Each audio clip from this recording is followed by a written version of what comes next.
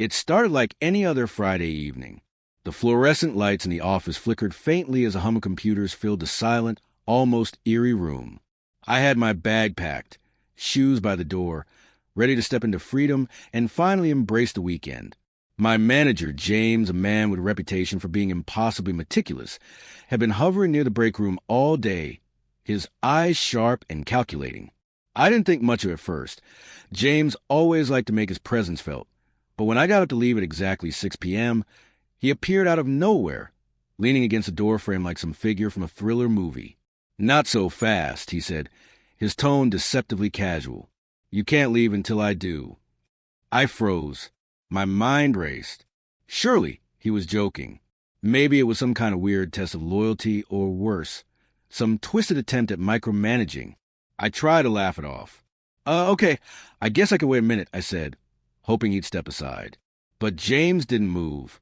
Instead, he pulled up a chair and sat with a smug look, as if this was the start of some elaborate chess game only he knew the rules to. The clock ticked slowly on the wall, mocking me, each second stretching into what felt like eternity. I checked my phone discreetly. My friends were already planning dinner, movies, drinks, weekend freedom that now seemed like a distant memory. But there I was, trapped by a person whose idea of authority had just become personal. "James, I really need to go," I said, trying to keep my voice steady. "I've got plans." His eyes met mine, unblinking, with a mixture of amusement and dominance that sent an unsettling shiver down my spine. "Plans can wait," he replied, leaning back, crossing his arms. "I'm leaving when I'm ready." "You leave when I leave." Panic started to creep in. I felt that cold, sinking feeling of being trapped in a situation where the rules were undefined and the power completely unbalanced. I glanced around the office. The place was empty except for the faint buzzing of the security cameras, the distant hum of the servers in the back, and the soft flicker of the emergency exit signs. No one else was here. I was alone with him, and the night was just beginning. Then a thought hit me, a small, almost imperceptible spark of rebellion. If I couldn't leave, why should I suffer silently? Why should I allow this ridiculous assertion of control to dictate my evening? That's when I decided to do something no one had probably ever tried before. I would stay on his clock.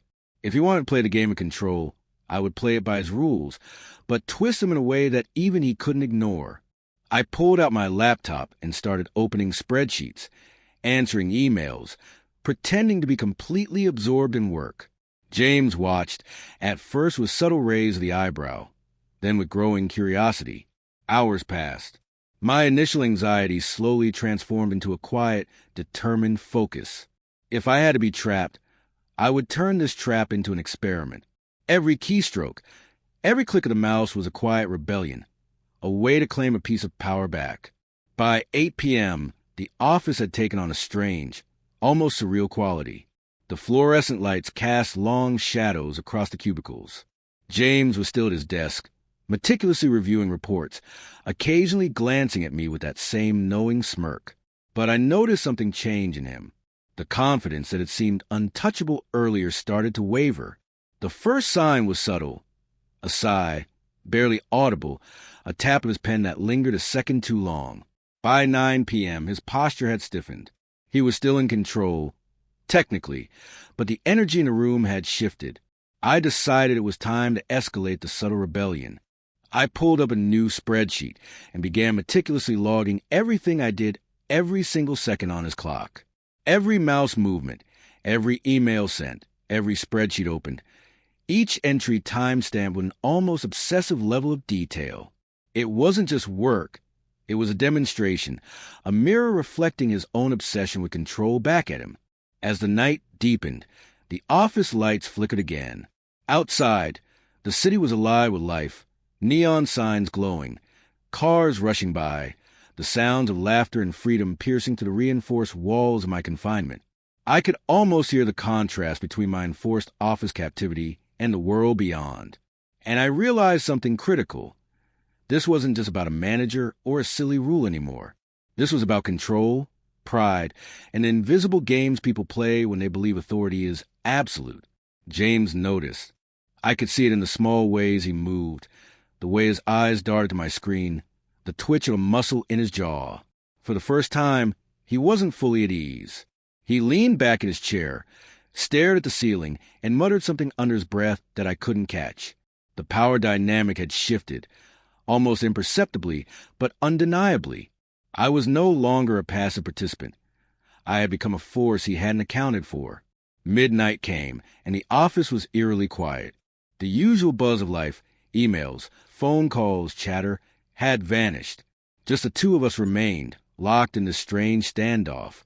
I felt a mixture of exhaustion and exhilaration, knowing that I had turned the situation on its head. And then, finally, James did something unexpected. He glanced at me, not with a smirk of authority, but with something almost like respect or maybe annoyance. I couldn't tell which. "You're still here," he said simply. No judgment, no command, just an observation. That tiny acknowledgement felt like a victory in itself. By 1 a.m., the absurdity of the situation reached its peak. I was sitting there, still on his clock, fully aware that I could have left hours ago if I had simply walked out. But I didn't. I stayed. Every decision, every click, every hour spent silently defying his implied control was now a statement. And in that quiet, fluorescent-lit office, the battle lines were drawn, not between manager and employee, but between control and self-respect. As the hours continued to crawl, I realized something important. Sometimes, authority isn't about rules or policies. It's about perception. And perception can be challenged, flipped, and turned into leverage. By staying on his clock, I claimed a small but undeniable victory. And the game had changed. What began as a night of frustration slowly transformed into a test of patience, strategy, and subtle psychological warfare. The night was far from over, but the first moves had been made. And as James finally stretched, yawned, and seemed to consider leaving, I knew that this story, the story of a manager who thought he could dictate when I left, was far from finished. I was playing a long game now, and every hour, every keystroke, every silent moment of endurance was part of a plan that neither of us fully understood yet. And so, I stayed on his clock, deep into the night, ready to see exactly how far the boundaries of authority could be tested, and how far I could bend them in my favor. By 2 a.m., the office had transformed into a strange battlefield of light and shadow. The fluorescent tubes overhead hummed like restless ghosts, flickering intermittently as if they, too, were holding their breath.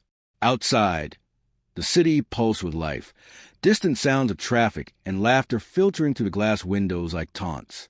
I sat at my desk, fingers poised over the keyboard, eyes darting between my screen and James, who was now noticeably restless. The smirk had vanished from his face. In its place was something harder to read, a mix of irritation, disbelief, and maybe, just maybe, a hint of fear. Hours earlier, I had simply planned to endure, to sit quietly until he left. But as the night dragged on, I realized endurance alone wasn't enough. To truly challenge this bizarre standoff, I needed strategy. Every move I made from now on had to be calculated, deliberate, and psychologically potent. I began to organize my work in an almost absurdly meticulous way, categorizing emails by priority, color-coding spreadsheets, and even creating detailed logs of every single action I had taken since he had first stopped me from leaving. James noticed, of course. Every few minutes, his eyes would flick up from his own work, scanning my screen, lingering over some detail, frowning as if he were trying to unravel a puzzle he hadn't anticipated. The subtle shift in power was palpable. I could feel the tension in his shoulders, the tight grip on his pen, the way his jaw clenched whenever I clicked on a new tab. For the first time, he wasn't fully in control. He was reacting, adapting, trying to figure out my next move in a game that he thought he had invented. I decided to escalate further. Quietly, I began sending emails to clients with impeccable precision, crafting messages that were not just professional but borderline flawless. Every sentence, every word carefully chosen. It wasn't just work. It was a demonstration of competence, a quiet assertion that I could continue functioning at full capacity even under absurd constraints. With each sent email, I noticed his glances grow sharper, more frequent. There was a tension in the air now, a silent acknowledgement that the night had turned into something else entirely. By 3 a.m., fatigue began to creep in, threatening to weaken my resolve. My eyelids felt heavy. My back ached from sitting too long. But I refused to give in. James, too, was showing signs of exhaustion. His movements were slower, less deliberate, the sharpness in his eyes dulling slightly. Yet neither of us spoke. Words were unnecessary. This was now a silent duel, a test of endurance, strategy, and psychological stamina. Then it happened. A technical glitch, subtle but noticeable, caused one of my spreadsheets to freeze. Panic threatened to rise, but I controlled it. I reopened the file calmly, fixing the error, all while keeping my demeanor composed. James noticed my reaction. The almost imperceptible twitch in his face revealed that even he was beginning to sense the level of determination I brought to this strange night. He adjusted his posture, leaned back, and muttered something under his breath. Not loud enough for me to hear, but enough to know he was aware. By 4 a.m., the office had entered an eerie calm. The faint hum of the ventilation system was the only sound that accompanied our silent standoff. Shadows stretched across the walls, distorted by the harsh artificial light. I realized that this wasn't just about leaving anymore. It had become a test of wills. The absurdity of the situation, the idea that a person could control another's freedom with nothing more than a statement, was now crystallized into a psychological chess match, and I was fully engaged. I began documenting everything. His movements, subtle shifts in mood, the time he took to respond to emails, even the way he sipped his water. It was meticulous, almost obsessive, but each observation gave me insight. By turning his own obsessive tendencies into data, I started to anticipate his reactions. I knew when he would glance at my screen, when he would tap his pen impatiently, when he would pause mid-task. Knowledge became power, and power was intoxicating. By 5 a.m., my energy had shifted. What began as frustration and disbelief had transformed into clarity and focus. I realized that the longer I stayed, the more control I could assert, not overtly, not by confrontation, but by subtle, undeniable competence. Each task I completed, every email flawlessly sent, every spreadsheet perfectly aligned, became a statement. I was here on his clock, but I was not powerless. James noticed, clearly. The smirk had returned briefly, but it was different now. Less confidence, more calculation. He leaned over one of my spreadsheets, scanning numbers, and muttered a word under his breath, something like persistent, before it turned to his own tasks. The acknowledgement stung in a strange way. It was a recognition of my resilience, and that, more than anything, shifted the balance ever so slightly. As dawn approached, the city outside brightened, light creeping into the edges of the blinds. The contrast between the bustling world and the quiet, artificial confines of the office was stark. I realized that this night, this surreal, exhausting, absurd night, had become a turning point. I wasn't just an employee waiting for the weekend. I had become a strategist, an observer, a participant in a game of authority and resistance that neither of us had expected to play so intensely. Around 6 a.m., the air in the office felt charged. The subtle tension had transformed into a tangible presence, almost a character in its own right. James yawned, stretched, and looked at me with something approaching reluctant admiration. He hadn't conceded, not yet, but the recognition of my endurance, my meticulous approach, my silent defiance, was undeniable. He realized that this night wasn't simply about who could leave when it was about who could maintain composure, clarity, and precision under absurd pressure. By 7 a.m., the absurdity reached a peak. We were both exhausted, the physical toll apparent in our movements, but neither of us broke. I glanced at the clock, calculating the hours we had spent locked in this bizarre standoff. 11 hours. 11 hours of silent tension, strategy, and psychological maneuvering. And yet, despite fatigue, I felt invigorated. The sense of control I had carved out for myself, even under his imposed restrictions, was exhilarating. At 8 a.m., James finally paused in his work.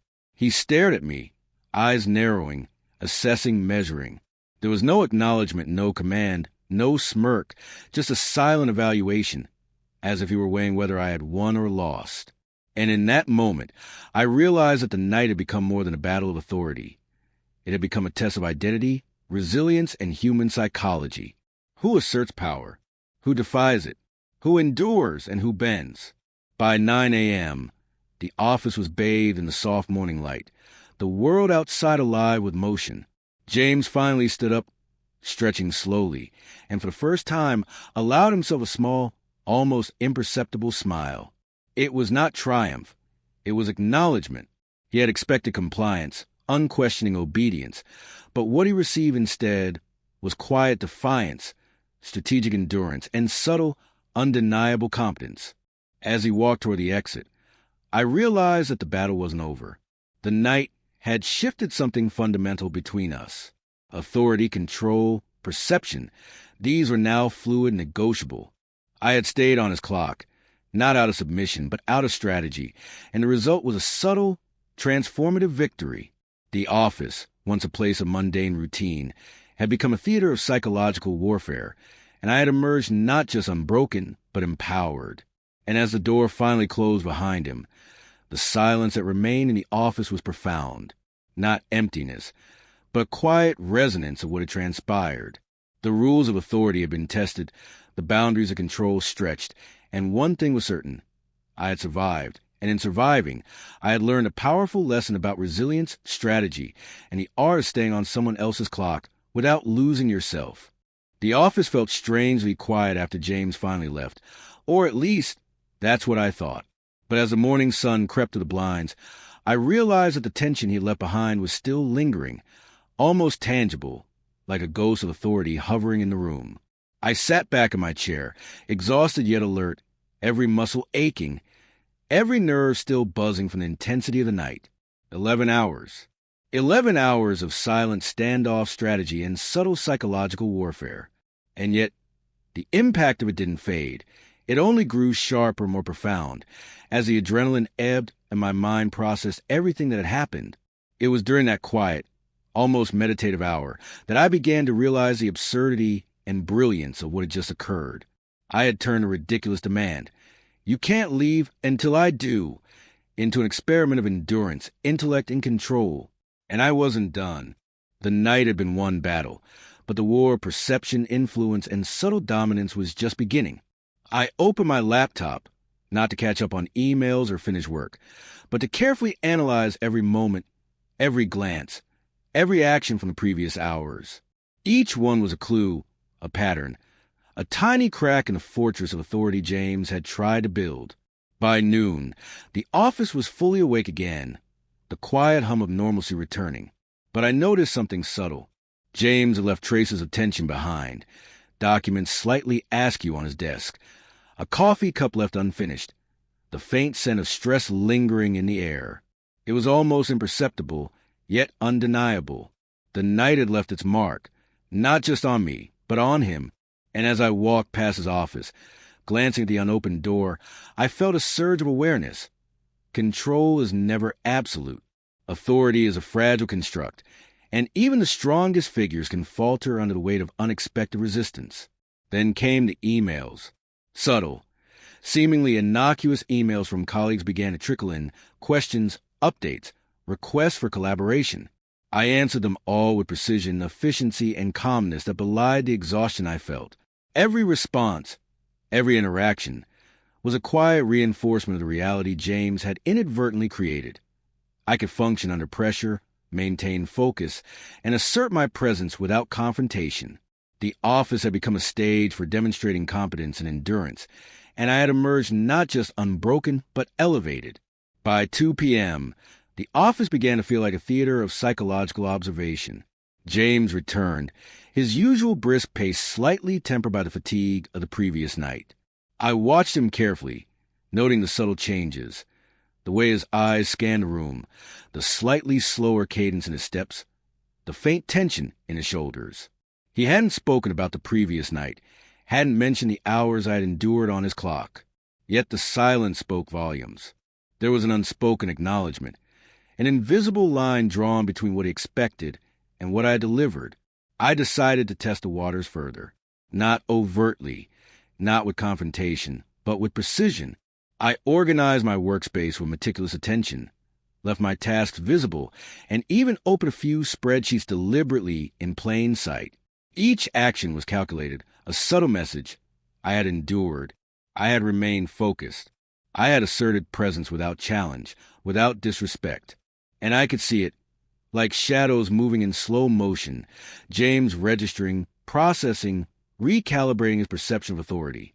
By 4 p.m., tension began to mount again, but this time it was layered, more complex.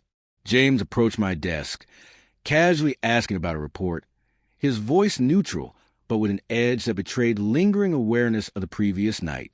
I responded calmly, precisely, offering insights he hadn't expected. His posture shifted slightly, the faint flicker of surprise crossing his face.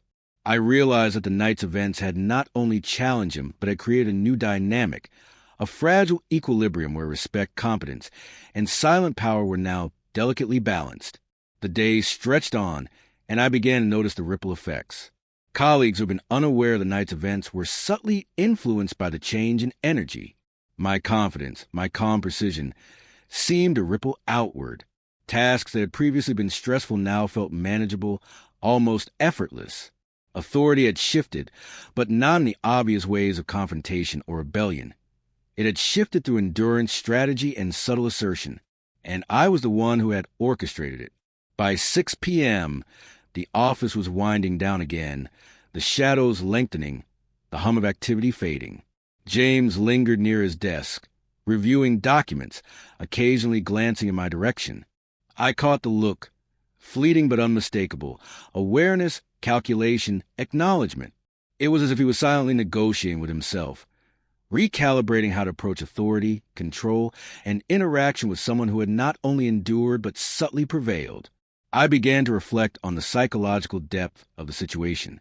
Authority is often assumed to be absolute, unquestionable, a measure of hierarchy rather than capability. But the night had revealed a crucial truth. Authority without perception, without respect, without awareness of human psychology, is vulnerable. And endurance, strategy, and subtle defiance are powerful tools that can reshape the landscape of control without overt confrontation. By 8 p.m., the office was nearly empty again. The day had been long, the weight of the night still pressing against my shoulders, yet a sense of empowerment coursed through me. I knew the narrative had shifted. The dynamic had changed. What had started as a simple, absurd restriction, "You can't leave until I do," had transformed into a profound exploration of resilience, influence, and strategic assertion. And I had emerged not just unscathed, but elevated, a quiet force reshaping perception and expectation without overt conflict. But the story was far from over. That evening, as I packed my bag, I realized that the night had planted seeds, subtle, powerful seeds of psychological leverage, perception, and influence that would ripple through future interactions. Authority could be tested, challenged, and reframed without breaking rules or engaging in confrontation. And I was now equipped, mentally, strategically, and emotionally, to navigate this landscape with precision, awareness, and control. As I stepped out of the office, the city alive and vibrant around me, I understood the subtle yet profound lesson of the night. Power, control, and authority are not fixed. They are negotiated, tested, and influenced through endurance, strategy, and subtle assertion. And by staying on his clock, by transforming constraint into opportunity, I had not only survived the night, I had mastered it. The journey was not over. There would be future tests, future standoffs, and future confrontations. But the night had revealed a powerful truth. Resilience, awareness, and subtle strategy are more potent than immediate compliance, and endurance is a weapon more effective than overt defiance. The office, the manager, and the seemingly absurd rules were now part of a larger narrative. A narrative I could navigate, influence, and control without losing myself. And as I looked back at the building, the windows glowing faintly in the evening light, I knew that the next chapter would be just as complex, just as strategic, and just as intensely psychological. The night had been a trial, a test, a battlefield, and I had not only endured, I had learned, adapted, and subtly asserted control in ways that would ripple far beyond those fluorescent-lit hours. The story was far from finished. In fact, the real challenge, the true psychological test, was only beginning, and I was ready. The next morning, the office was quieter than usual. The aftermath of the night's surreal standoff lingered in the air, palpable and almost electric. I arrived earlier than usual, not out of obligation, but out of strategy. I knew that James would notice, and I wanted him to. Subtlety was key. The game wasn't about confrontation anymore. It was about perception, influence, and carefully orchestrated control. Every movement, every glance, every document left on my desk was now a deliberate part of the narrative I was constructing.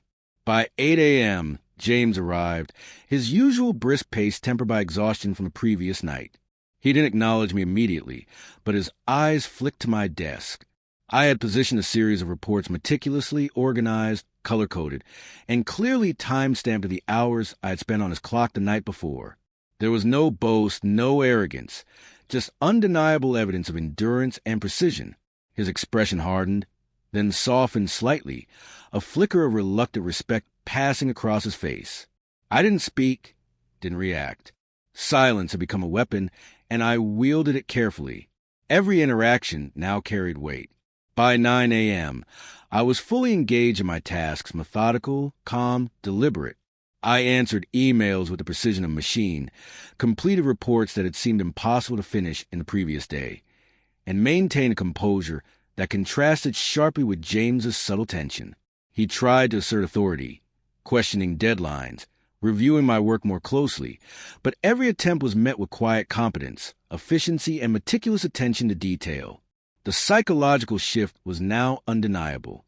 James, who had spent the previous night controlling my movements, was now reacting to mine. Every glance I threw at a report, every careful adjustment to a spreadsheet, every strategic pause in conversation became a move on a chessboard. He was playing the game, but I had set the rules silently but effectively, and it was intoxicating. By noon, the tension reached a critical point. A client called with an urgent issue, something that could have been chaotic, stressful, even explosive. I handled it flawlessly, calmly navigating the situation while James hovered nearby, eyes flicking between my actions and the phone. His body language betrayed a rare uncertainty. The authority he wielded the previous night, the control he had thought unassailable, was now delicately balanced on the edge of perception, and I was holding it. Lunch came, and I stayed at my desk, not because I had to, but because the momentum had shifted entirely. James went to the cafeteria, his absence a subtle but noticeable void. I realized that the night had given me something far more powerful than hours logged. It had given me leverage, insight, and control over the narrative of authority in the office. I wasn't just surviving. I was shaping perception, subtly redefining power. By 3 p.m., the office had settled into a rhythm. Colleagues were noticing the change, too. Small gestures, quiet acknowledgments, a subtle shift in respect and attention. I was no longer just an employee. I was a silent force, a strategist who had navigated the absurdity of authority and emerged not just intact, but elevated. And James knew it. He couldn't openly admit it, couldn't challenge it without undermining himself, but every move he made now carried the weight of the night's lessons.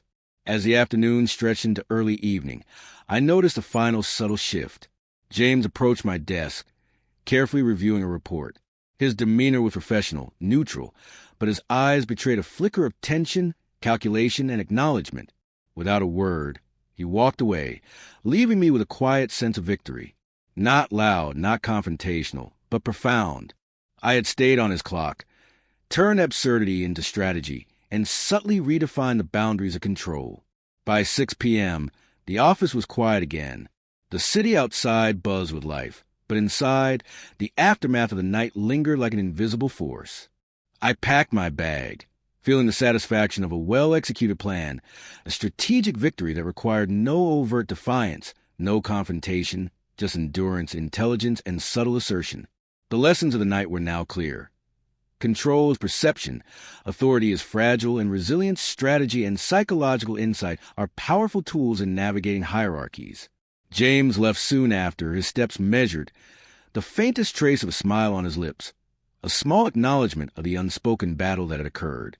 He had expected compliance, unquestioning obedience, but had instead encountered endurance, precision, and silent strategy.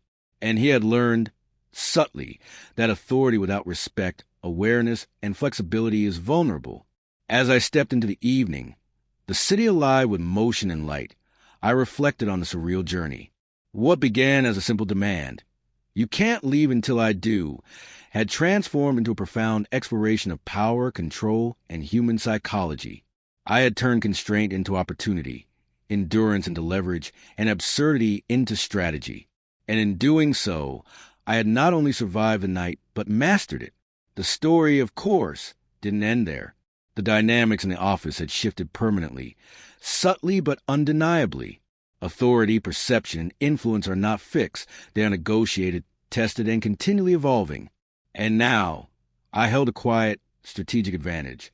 The night had revealed truths about human behavior, resilience, and psychological dynamics that no policy, rule, or command could teach. That evening, as the sun set over the city, I realized the night had changed me. I was no longer just an employee constrained by arbitrary rules. I was a strategist, an observer, a force capable of navigating authority with precision and subtle power. And I knew, moving forward, that no arbitrary rule, no rigid command, no absurd restriction could define the boundaries of what I was capable of achieving. The office would continue to hum with activity, tasks, deadlines, and demands. But the psychological landscape had shifted. James would act differently, perceive differently, and interact differently, subtly influenced by the events of the night. And I would navigate it all with the quiet confidence of someone who had endured, strategized, and emerged not just intact, but elevated. And as I left the building, stepping into the neon glow of the city, I carried with me a profound lesson of endurance and strategy. Authority is fragile, perception is powerful, and the quiet assertion of competence and resilience can transform the rules of engagement in ways that are subtle, profound, and lasting. The night had been a trial, a test, a surreal battle of wills. And I had survived, not by confrontation, but by strategy, observation, and endurance. The clock had ticked, the hours had passed, and I had emerged not just unbroken, but elevated, a quiet force in a world defined by perception, control, and subtle power. And in that realization, I smiled, because sometimes the best victories are silent, strategic, and entirely unforgettable.